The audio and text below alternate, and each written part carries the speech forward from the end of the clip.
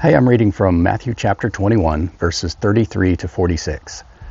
And this is Yeshua speaking to the chief priests and the elders of the people who are mentioned back in verse 23. Hear another parable. There was a certain landowner who planted a vineyard and set a hedge around it, dug a winepress in it, and built a tower, and he leased it to vine dressers and went into a far country. Now when vintage time drew near, he sent his servants to the vine dressers that they might receive its fruit. And the vine dressers took his servants, beat one, killed one, and stoned another. Again he sent other servants, more than the first, and they did likewise to them. Then last of all he sent his son to them, saying, They will respect my son. But when the vine dressers saw the son, they said among themselves, This is the heir. Come, let us kill him and seize his inheritance. So they took him and cast him out of the vineyard and killed him. Therefore, when the owner of the vineyard comes, what will he do to those vine dressers? They said to him, He will destroy those wicked men miserably and lease his vineyard to other vine dressers who will render to him the fruits in their seasons. Jesus said to them, Have you never read the scriptures? The stone which the builders rejected has become the chief cornerstone.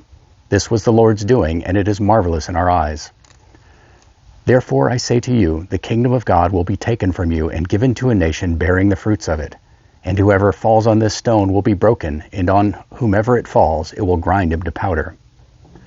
Now when the chief priests and Pharisees heard his parables, they perceived that he was speaking of them. But when they sought to lay hands on him, they feared the multitudes because they took him for a prophet. This parable is also recounted in Mark 12 and Luke chapter 20. First, the elements of the parable.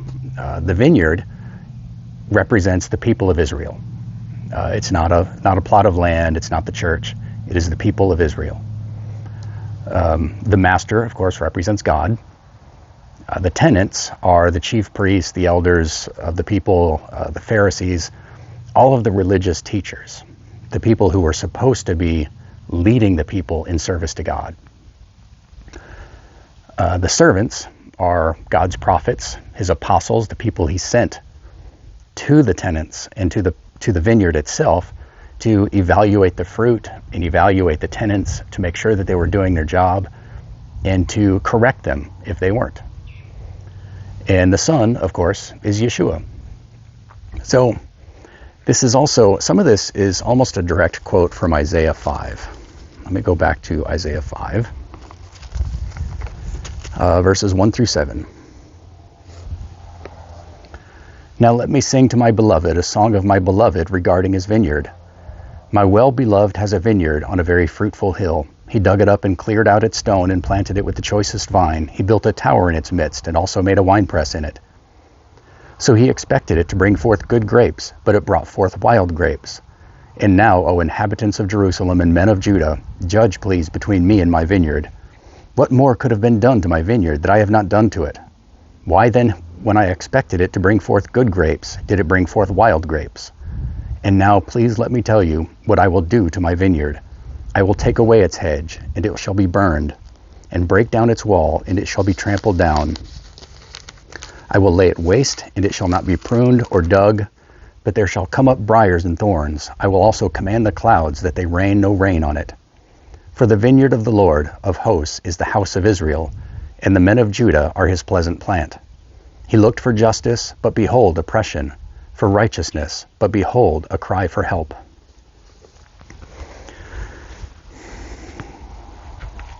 God sent prophets like Isaiah and Elijah and Jeremiah and Hosea and Moses and Joshua. And sometimes the people listened to them and things went well. Mostly, though, they didn't listen. The priests and the teachers of Israel didn't listen, and they led the people astray. And God has two options when this happens. The first option, what is described here in Isaiah 5, is to uproot the entire people, uproot the entire vineyard, and throw it out, burn it on the trash heap, and replant at a later time. And he has done this multiple times. He did this with the northern tribes, the northern kingdom of Israel, and he used the Assyrians to do it. He did this with Judah, with the southern kingdom, and he used Babylon to do it.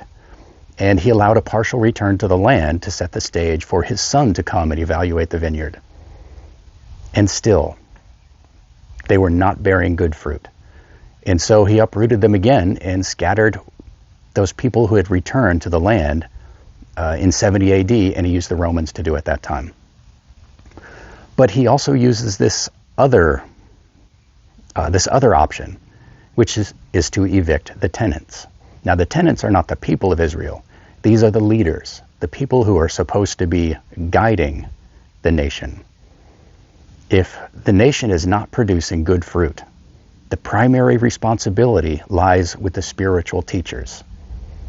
They're the ones who are supposed to be pruning and guiding the nation into bearing good fruit.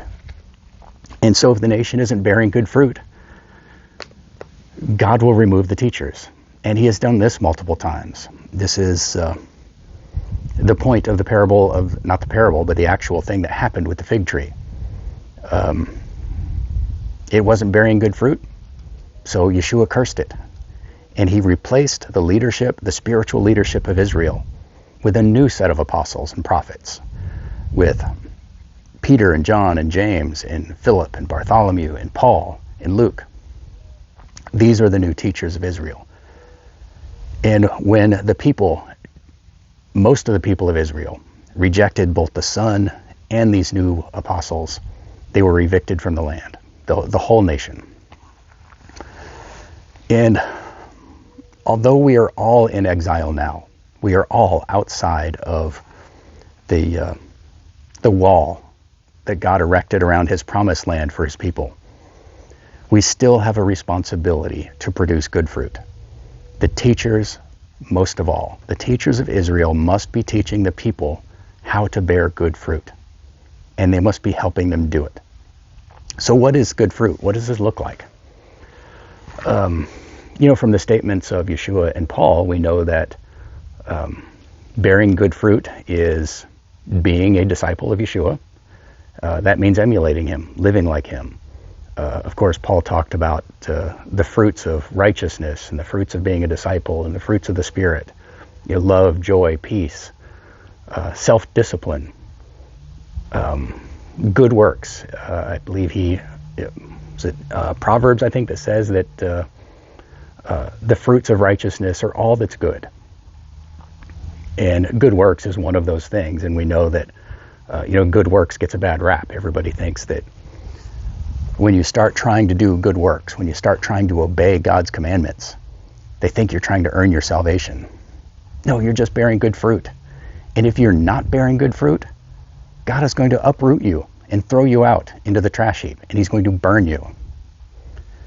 That's what happens. It's the parable of the wheat and the tares. It seems like God is delaying judgment, but he's just waiting for the right time. In the parable of the wheat and tares, remember that you can't pull up the tares without risking pulling up the wheat too. So God is waiting until the end in the wheat, which actually bears good fruit, which is obedience to the commandments, living like Yeshua lived, doing good to other people, loving your neighbor, and loving God, which is a summary of all of the commandments. If you're not bearing that fruit, you will be thrown into the fire. God is patient, but don't be fooled by his patience into thinking that he's not going to judge. He is going to judge. And the teachers, the people who are responsible for pruning and cultivating the vineyard, will be judged most harshly. They will be removed and replaced with someone who will do the job right. This is Jay Carper from American Torah. Work on that fruit.